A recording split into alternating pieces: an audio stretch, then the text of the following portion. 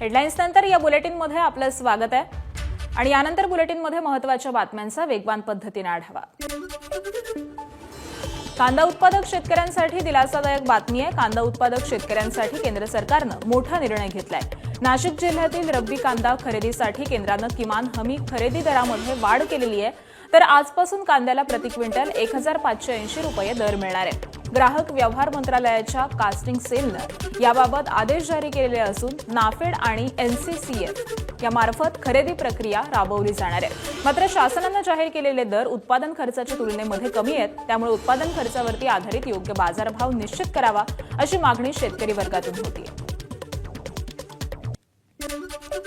दरम्यान कांदा उत्पादकांवरती जे संकट ओढवलंय त्यावरती कांद्याला 3000चा हमीभाव मिळावा अशी मागणी किसान सभेच्या वतीनं अजित नवले यांनी केली आहे। तर राज्यभरामध्ये इतर जिल्ह्यामध्ये देखील कांदा उत्पादक शेतकरी असताना परिपत्रक फक्त नाशिक जिल्ह्यासाठीच का असा सवाल देखील शेतकरी नेते रविकांत तुपकर यांनी उपस्थित केला आहे। कांद्याचा उत्पादन खर्च भरून निघणं दूरच, परंतु काढणी, साठवणूक आणि मंडईपर्यंत नेण्याचा खर्च सुद्धा आज मिळत असलेल्या भावातून शेतकऱ्यांचा सुटणार नाही अशी अवस्था आहे। कांद्याला किमान 3000 रुपयाचा हमीभाव मिळाला पाहिजे ही मागणी सातत्यानं कांदा उत्पादक शेतकरी करतायत। त्यासाठी दीर्घकालीन धोरण आखण्याची आणि ठोसपणानं साठवणुकीच्या आणि इतर उपाययोजना करण्याची आवश्यकता आहे। दुसऱ्या बाजूला आता तातडीनं जे संकट कांदा उत्पादकांवर आहे त्याच्यातून त्यांना बाहेर काढण्यासाठी किमान 1500 रुपयाचं अनुदान प्रति क्विंटलला शेतकऱ्यांना जाहीर करणं, सरकारनं अधिक अंत कांदा उत्पादकांचा न पाहता या उपाययोजना कराव्यात अशी मागणी किसान सभेच्या वतीनं आम्ही करतो आहोत। महाराष्ट्रातल्या अनेक जिल्ह्यांमध्ये कांदा तयार होतो, मग हा जी.आर. फक्त नाशिक जिल्ह्यासाठीच का काढला? मुळामध्ये कांदा उत्पादकांना दिलासा द्यायचा नाही, फक्त आम्ही दिलासा देतो अशा पद्धतीचा आविर्भाव सरकार त्या ठिकाणी आणत आहे। सरकारला खरोखर जर कांदा उत्पादकांचा फायदा करायचा असेल तर कांद्यावर निर्यात बंदी न लागता कांदा हा निर्यात केला पाहिजे परदेशामध्ये आणि किमान 2 ते 2500 रुपये प्रति क्विंटलनी कांदा सरकारने खरेदी केला पाहिजे आणि पहिल्या, दुसऱ्या, तिसऱ्या क्वालिटीचा सुद्धा सगळा कांदा खरेदी केला पाहिजे। सरकारने आता जो काही 1580 रुपयाचा जी.आर. काढला यामुळे शेतकऱ्यांना काही फायदा होणार नाही। शेतकऱ्यांच्या तोंडाला पुन्हा एकदा सरकारने पाणी पुसलेली आहे। कांदा खरेदी दरात केंद्र सरकारनं वाढ जाहीर केली असली तरी नाशिकमध्ये आज होणाऱ्या आंदोलनावरती ठाम असल्याची प्रतिक्रिया आमदार रोहित पवार यांनी एक्स पोस्टद्वारे दिली आहे। नाशिकच्या चांदवड चौफुली इथं शेतकरी मोर्चाचं आयोजन करण्यात आलंय। 25 रुपये दरानं कांदा खरेदी आणि आधी विक्री केलेल्या कांद्याला प्रति किलो 15 रुपये अनुदान मिळाल्याशिवाय माघार घेणार नसल्याचं रोहित पवारांनी स्पष्ट केलंय। त्याचबरोबर आजच्या आंदोलनात मुंबई आग्रा महामार्गावरच्या गाड्या 1 इंचही पुढे सरकू देणार नाही। शेतकऱ्यांची ताकद काय असते हे केंद्र सरकारला दाखवून देऊ अशा शब्दांमध्ये रोहित पवारांनी इशारा दिलाय। इंधन दरवाढ आणि कांद्याला हमीभाव मिळण्याच्या मागणीसाठी आज सोलापुरात काँग्रेस आंदोलन करणार आहे। खासदार प्रणिती शिंदेंच्या नेतृत्वात सोलापूर कृषी उत्पन्न बाजार समितीसमोर काँग्रेस रास्ता रोको करणार आहे। सोलापूर कृषी उत्पन्न बाजार समितीच्या समोर आंदोलन करत सोलापूर हैदराबाद आणि सोलापूर पुणे राष्ट्रीय महामार्ग रास्ता रोको केला जाणार आहे। दरम्यान कॉक्रोच जनता पार्टी ही क्रांतीची सुरुवात आहे, येत्या काळामध्ये तुम्हाला उद्रेक पाहायला मिळेल अशी प्रतिक्रिया खासदार प्रणिती शिंदेंनी दिली आहे। पुढची बातमी पाहूयात। इंधन दरवाढीचं संकट आता थेट शालेय विद्यार्थ्यांपर्यंत पोहोचलेलं आहे। इंधन टंचाईनंतर स्कूल बस संघटनेनं एकाच सत्रामध्ये शाळा भरवावी आणि आठवड्यामधून 2 दिवस ऑनलाईन वर्ग घ्यावेत अशी मागणी केली। शाळा सुरू होण्यापूर्वीच बस सेवेचे शुल्क वाढवण्याचे संकेत देखील मिळालेत। राज्यातील school and company bus honours असोसिएशननं सरकारनं स्कूल बस क्षेत्राला तातडीनं दिलासा द्यावा अशी मागणी केली आहे। जय पवार विधान परिषदेची निवडणूक लढवणार नाहीत, मी स्थानिक स्वराज्य संस्था मतदारसंघाच्या निवडणुका लढवणार नाही अशी पोस्ट त्यांनी सोशल मीडियावरती केली आहे। पक्ष नेतृत्व जनतेप्रती प्रामाणिक बांधिलकी असलेला, दूरदृष्टी असलेला आणि नेतृत्व गुणांनी कार्यक्षम उमेदवार निश्चित करेल याचा मला पूर्ण विश्वास आहे असं जय पवार म्हणाले। आमदार रोहित पवारांनी खासदार सुनील तटकरेंवरती हल्लाबोल केलाय। तटकरे स्वतःच्या मुलांसाठी लॉबिंग करण्याच्या प्रयत्नात असल्याचं रोहित पवारांनी म्हटलंय। अजितदादा ज्या जागांवरती लढत होते किमान त्या जागा तरी राष्ट्रवादीला सोडायला नको होत्या असं देखील ते म्हणालेले आहेत। सुनील तटकरे हे स्वतःची खासदारकी बॅलन्स करत आहेत। की कुटुंब बॅलन्स करतायत असा सवाल देखील रोहित पवारांनी उपस्थित केलाय. कोकणातली जागा अजितदादांच्या पक्षातला तिथं दिली जात असेल तर कुठंतरी सुनील तटकरे भाऊ जे आहेत ते खेळी खेळतात असं मला वाटतं. लोकसभेचं उद्याचं इलेक्शन त्यांना सोपं जावं म्हणून या बाजूला त्यांना सेफ केलं आहे. पण मला असं वाटतं पारंपरिक ज्या जागा असतील ज्या अजितदादा आधीपासून लढत आलेले आहेत, म्हणजे दादा ज्या जागा स्वतःकडे ठेवायचे, दादा ज्या जागेंवर प्रामाणिकपणे लढायच्या, त्या जागा खैरातीसारख्या जर भाजपला वाटल्या जात असतील तर याच्यावरूनच पुढे ते कळतंय भाजपच या दोन्ही पक्षाला, एकनाथ शिंदे साहेबांच्या पण आणि अजितदादांच्या पक्षाला सुद्धा चालवते.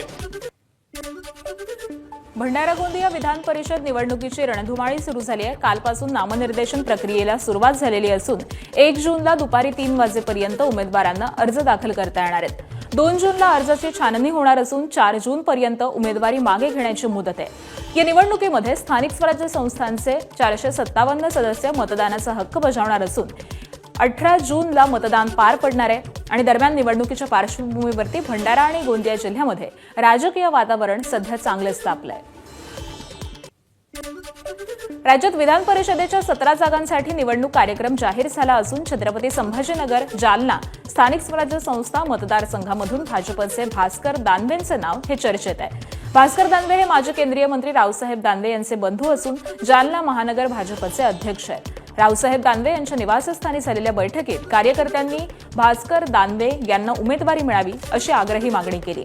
महायुतीचा धर्म पाळत अनेकदा माघार घेतल्यानं यावेळी तरी संधी द्यावी असा समर्थकांचा आग्रह आहे. राष्ट्रवादी काँग्रेसमध्ये आमदार इद्रिस नायकवडी यांच्या राजीनाम्यावरून चर्चांना उधाण आलंय. पक्षाचे युवा नेतृत्व पार्थ पवार यांनी आमदार इद्रिस नायकवडी यांच्या राजीनाम्याची मागणी केल्याची माहिती समोर आली आहे.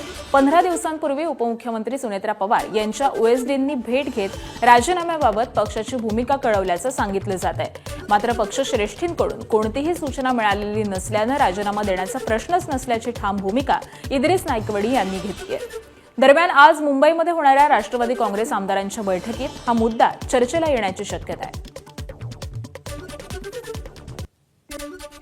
स्थानिक स्वराज्य संस्थेतून विधान परिषद निवडणुकीसाठी अर्ज भरण्याच्या पहिल्याच दिवशी अहिल्यानगरमध्ये 9 उमेदवारांनी 16 अर्ज खरेदी केलेत. यामध्ये देवळाली प्रवरा नगर परिषदेचे नगराध्यक्ष आणि भाजपचे निष्ठावंत सत्यजित कदम यांच्यासाठी पत्नी प्रीती कदम यांनी अर्ज घेतलाय.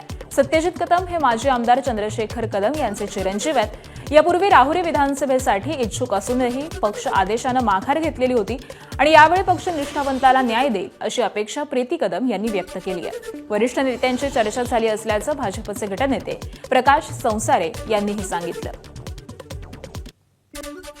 एकनिष्ठता तर आधीपासून आहेच आहे. पक्षाने आतापर्यंत 14 साल असेल, 19 साल असेल किंवा पक्ष निवडणूक असेल, जेव्हा जेव्हा पक्षाने जो आदेश दिला त्याचं पालन नक्कीच कदम परिवाराने केलेलंच आहे. आणि मला खात्री आहे ह्या वेळेला पक्ष जसा मागच्या वेळेला त्यांनी थांबायला लावलं होतं आणि ह्या वेळेला नक्की काम आहेच आहे. त्याच्यामुळे पक्ष नक्की विचार करून ह्या वेळेची उमेदवारी दादांना देईल. विधान परिषदेच्या निवडणुकीच्या अनुषंगाने देवळाली प्रवराचे लोकनियुक्त नगराध्यक्ष सत्यजितदादा कदम यांच्यासाठी आम्ही भारतीय जनता पार्टीच्या वतीने आज नामनिर्देशन पत्र घेतलेलं आहे. आमच्या सर्व कार्यकर्त्यांच्या ह्या भावना आहेत की भारतीय जनता पार्टीच्या मूळ कार्यकर्त्याला भारतीय जनता पार्टीच्या वतीने ही उमेदवारी मिळावी. कॉक्रोच जनता पार्टीवर तातडीनं सुनावणी घेण्यास सर्वोच्च न्यायालयानं नकार दिलाय. कॉक्रोच जनता पार्टीशी संबंधित व्यक्तींच्या गतविधींची सीबीआय चौकशी करण्याच्या मागणीवरील या याचिकेवरती तातडीची आवश्यकता वाटत नाही असं कोर्टानं स्पष्ट केलंय. याचिकाकर्त्यांच्या वकिलांनी हा पक्ष न्यायपालिकेची प्रतिमा खराब करत असल्याचा दावा केलाय. त्यावरती सरन्यायाधीश सूर्यकांत यांनी या मुद्द्यावरती इतके भावनिक होण्याची गरज नाही अशी टिप्पणी केली.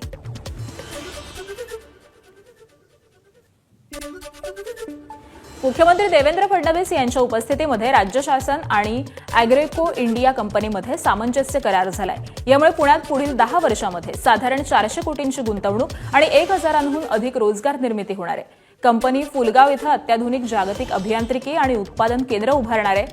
स्कॉटलँड बाहेरील हे अग्रेको कंपनीचं सर्वात महत्त्वाचं केंद्र असणार आहे. तर या प्रकल्पामुळे स्थानिक पुरवठा साखळी सूक्ष्म लघु उद्योगांना चालना मिळेल असा विश्वास मुख्यमंत्री देवेंद्र फडणवीसांनी व्यक्त केला आहे.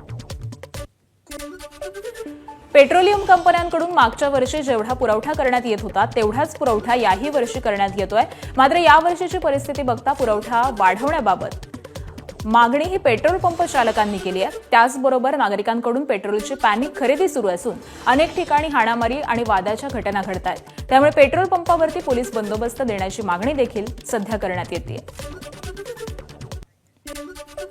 करतायत लोक पेट्रोल पंपावर, याच्यामुळे वारंवार वादाचे विषय होत आहेत. पंपावर धंदा करणं बिकट झालंय, कर्मचारी काम करायला तयार नाही, एवढी वाईट अवस्था झाली. आणि अशा परिस्थितीमध्ये आम्ही कसा धंदा करणार? आम्हाला पोलीस प्रशासनानं प्रत्येक ठिकाणी पोलीस बंदोबस्त द्यावा, 2 कर्मचारी द्यावेत. ठाण्यात शरद पवारांच्या राष्ट्रवादीनं अनोखं आंदोलन केलंय. नीट पेपरफुटी, राज्यातील बेरोजगारी, वाढती महागाई या सगळ्या विरोधामध्ये ठाण्यात कॉक्रोच आंदोलन करण्यात आलं. विशेष म्हणजे या आंदोलनात डुप्लिकेट पंतप्रधान नरेंद्र मोदी आणि मेलोनी सुद्धा सहभागी झाले होते. इटली दौऱ्यावरती असताना मोदींनी इटलीच्या पंतप्रधान मेलोनी यांना मेलोडी चॉकलेट भेट दिलं. याचवरून प्रतिकात्मक मोदी आणि मेलोनी या आंदोलनामध्ये सहभागी झाले.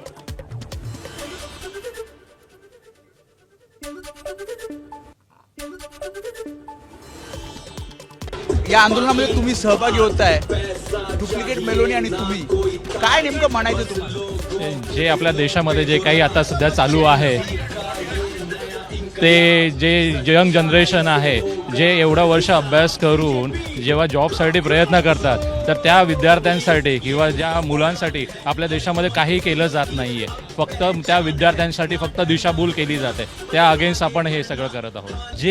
जे मोदीजी जे आज जर परदेशात जाऊन जे काही प्रतिक्रिया देता आहेत त्याबद्दल आपण दाखवत आहोत आपल्या देशाला आणि नागरिकांना की अक्षरशः म्हणजे आपल्या देशामध्ये काय परिस्थिती आहे ती. इंधन दरवाढीच्या निषेधार्थ कोल्हापुरात ठाकरेंची शिवसेना आक्रमक झाली. करवीर शिवसेनेच्या वतीनं कोल्हापूर हुपरी मार्गावरती रास्ता रोको आंदोलन करण्यात आलं. आंदोलकांनी दुचाकी वाहनासह गॅस सिलेंडरला प्रतिकात्मक हार घालत केंद्र सरकारच्या विरोधात तीव्र निदर्शन केलं. पेट्रोल डिझेलच्या सततच्या दरवाढीमुळे सर्वसामान्य जनता ही त्रस्त असल्याचा आरोप यावेळी करण्यात आला.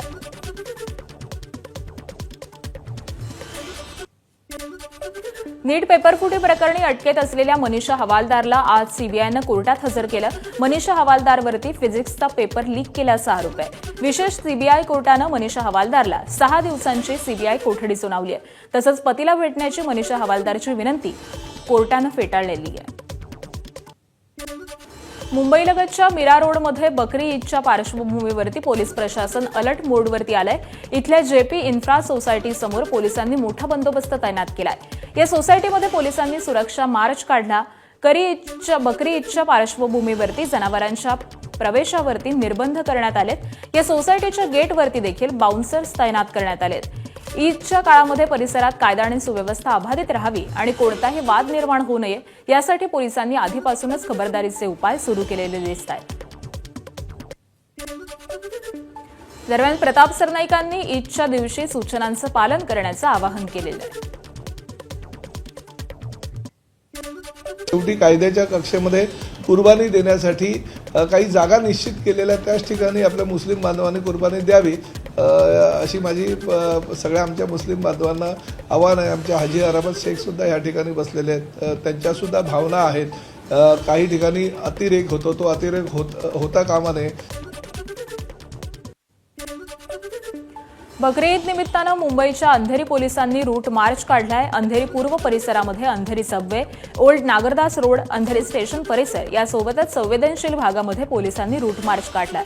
या रूट मार्चमध्ये अंधेरी पोलीस स्टेशनचे वरिष्ठ पोलीस निरीक्षक सोबतच अधिकारी आणि अंमलदार मोठ्या संख्येनं सहभागी झाले होते. कल्याण डोंबिवली महानगरपालिका क्षेत्रात स्वच्छता नियमांचं उल्लंघन करणाऱ्यांवरती आता प्रशासनानं कठोर कारवाई सुरू केली आहे. गेल्या 15 दिवसांमध्ये रस्त्यावरती बेशिस्तपणे कचरा फेकणाऱ्या 100 पेक्षा जास्त नागरिकांवरती केडीएमसी प्रशासनानं गुन्हे दाखल केले. शहराला विद्रूप करणाऱ्या अशा बेशिस्त नागरिकांवरती एकाच दिवशी 50 गुन्हे दाखल केले असल्याची धक्कादायक माहिती घनकचरा विभागाचे उपायुक्त रामदास पोखरे यांनी दिली आहे. टिटवाळा परिसरामधील अनधिकृत घरांवरती कल्याण डोंबिवली महानगरपालिकेकडून तोडक कारवाई करताना काही महिला आक्रमक झालेल्या होत्या. आम्ही ही घरं विकत घेतलेली आहेत, मग आमच्या घरांवरती कारवाई का करता, असा संतप्त सवाल करत या महिलांनी पालिकेच्या पथकाला रोखण्याचा प्रयत्न केला. तर कायदा आणि सुव्यवस्था राखण्यासाठी तैनात असलेल्या महिला पोलीस कर्मचाऱ्यांनी परिस्थिती नियंत्रणात आणण्याचा प्रयत्न केला असता महिलांनी त्यांच्याशी झटापट केली आहे. या प्रकरणी टिटवाळा पोलिसांनी शासकीय कामात अडथळा आणल्याप्रकरणी 5 महिलांवरती गुन्हा दाखल केला आहे. साताऱ्याच्या खेड ग्रामपंचायतीच्या सरपंच लता फरांदे यांच्यावरती अखेर प्रशासकीय कारवाईचा मोठा बडगा उगारण्यात आलेला आहे. तब्बल 17.25 लाखांच्या आर्थिक अनियमितता आणि गंभीर गैरव्यवहार प्रकरणी पुणे विभागीय आयुक्त कार्यालयात पार पडलेल्या सुनावणीत त्यांना सरपंच पदावरून निलंबित करण्याचा अंतिम आदेश जारी करण्यात आलाय. खेड ग्रामपंचायतीमध्ये मोठ्या प्रमाणावरती आर्थिक गैरव्यवहार आणि अधिकारांचा गैरवापर होत असल्याच्या तक्रारी ग्रामस्थांनी आणि विरोधकांनी प्रशासनाकडे केल्या होत्या. या तक्रारींची दखल घेत जिल्हा परिषद आणि पंचायत समिती स्तरावरती या प्रकरणाची सखोल चौकशी ही करण्यात आली होती. सांगलीत शासकीय गोदामातील हमालांनी आपल्या मागण्यांसाठी 2 दिवसीय धरणे आंदोलन सुरू केलं. राज्य शासनाच्या अन्न आणि नागरी पुरवठा विभागानं अन्यायकारक GR काढून शासकीय गोदामामध्ये काम करणाऱ्या हमालांना बेरोजगार करून त्यांची कुटुंब उद्ध्वस्त करण्याचं काम केलं. सदरच्या GR मध्ये दुरुस्ती करून थेट माल रेशन धान्य दुकानात न घेऊन जाते त्या काम हमालामार्फत करावे, ठरवून दिलेली हमाली त्यांना देण्यात यावी याच्यासह विविध मागण्यांसाठी आंदोलन सुरू करण्यात आलं. आज होणाऱ्या मंत्र्यांच्या बैठकीमध्ये तोडगा निघाला नाही तर बेमुदत काम बंद आंदोलन करू असा इशारा देखील त्यांनी यावेळी दिलाय.